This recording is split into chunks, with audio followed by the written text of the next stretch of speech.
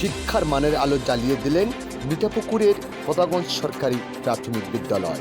আসসালামু আলাইকুম, আমি হাবিবুর রহমান। শুরু করছি ZH টেলিভিশনের নিয়মিত সংবাদ। সরকারি প্রাথমিক বিদ্যালয় মানে পাঠদানের মান নেই, এটা ভুল প্রমাণ করে শিক্ষার মানের আলো জ্বালিয়ে দিলেন রংপুরের মিঠাপুকুর উপজেলার খোলাগাছ ইউনিয়নের পদাগঞ্জ সরকারি প্রাথমিক বিদ্যালয়। সরকারি প্রাথমিক বিদ্যালয়গুলো ইতিপূর্বে শিক্ষার গুণগত মান কম হওয়ায় সাধারণ মানুষেরা ঝুঁকে পড়েছিল কিন্ডারগার্টেন স্কুলগুলোর উপর।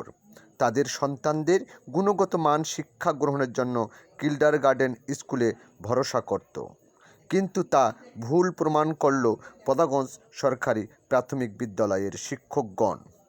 শিক্ষকেরা দেখিয়ে দিল ইচ্ছা থাকলে উপায় হয়।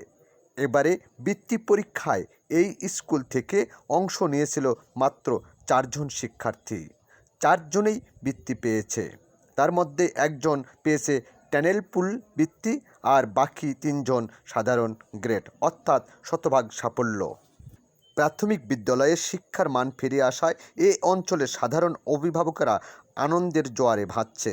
তাদের কামনা, দেশের সকল প্রাথমিক বিদ্যালয়ের শিক্ষকরা শিক্ষার গুণগত মান ফিরিয়ে আনলে প্রতিটি শিশু দেশের জন্য মানব সম্পদ রূপে রূপান্তর হবে। এখানে লেখাপড়া কেমন হয়?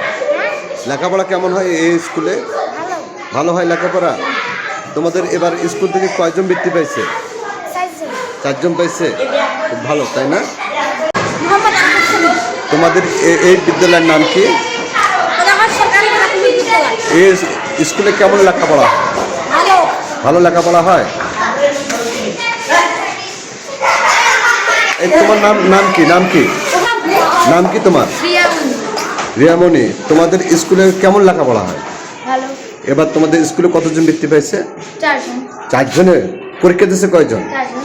4 জনের পরীক্ষা 4 জনে পেয়েছে। তো লেখাপড়া কি ভালো হয়? হ্যাঁ।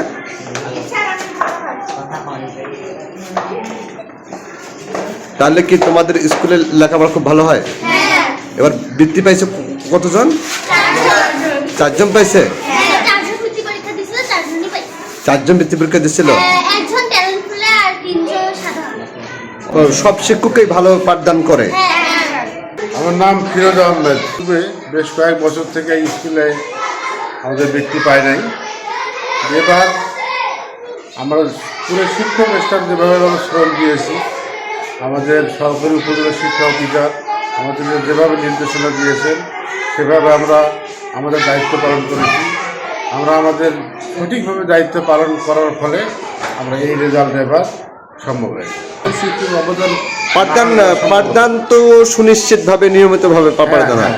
সবাই সঠিকভাবে পাঠদান করে। অনেক অভিভাবক এবং পজিটিভলি আমাদেরকে নিয়েছেন এবং অনেকেই খোঁজখবর নিচ্ছেন, স্কুলে আসছেন, দেখতেছেন।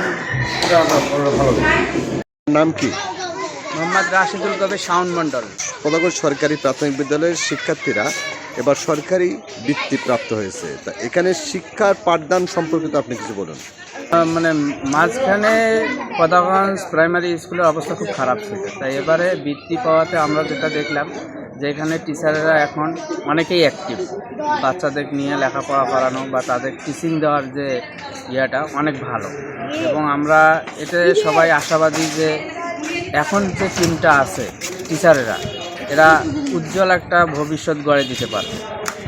আপনি কি মনে করেন সম্প্রতি সকল প্রাথমিক বিদ্যালয়ের শিক্ষকরা যে সঠিকভাবে পদক্ষেপ নেয় তা শিক্ষার মান প্রাথমিক বিদ্যালয়গুলোতে আরও ভালো হবে বলে আপনি মনে করেন? হ্যাঁ, অবশ্যই। টিচারেরা যদি মনে করে, প্রাইমারি টিচারেরা যদি মনে করে যে ওরা শুধু দায়িত্ব নিয়ে বাচ্চাদেরকে যদি মনে করে যে এটা বাচ্চা আমার, তাহলে ওরা ভালো কিছু করে দিতে পারবে। কিন্তু বাচ্চাটাকে নিজের বাচ্চা মনে করতে হবে, তাহলে সব কিছু অ্যাচিভ সম্ভব। আমার নাম মোহাম্মদ সাইফুল ইসলাম। আমি সহকারী শিক্ষক, পদাগঞ্জ সরকারি প্রাথমিক বিদ্যালয়। এই যে ধন্যবাদ আপনাকে। আমাদের সরকারি প্রাথমিক বিদ্যালয়ে অনেক অভিভাবক মুখ ফিরিয়ে নেয় এই কারণে সরকারি প্রাথমিক বিদ্যালয়ে পড়াশোনা হয় না। সেক্ষেত্রে উজ্জ্বল নক্ষত্র, উজ্জ্বল দৃষ্টান্ত হিসেবে পদাগঞ্জ সরকারি প্রাথমিক বিদ্যালয়ে এইবারে অংশগ্রহণ করেছে বৃত্তিতে 4 জন শিক্ষার্থী।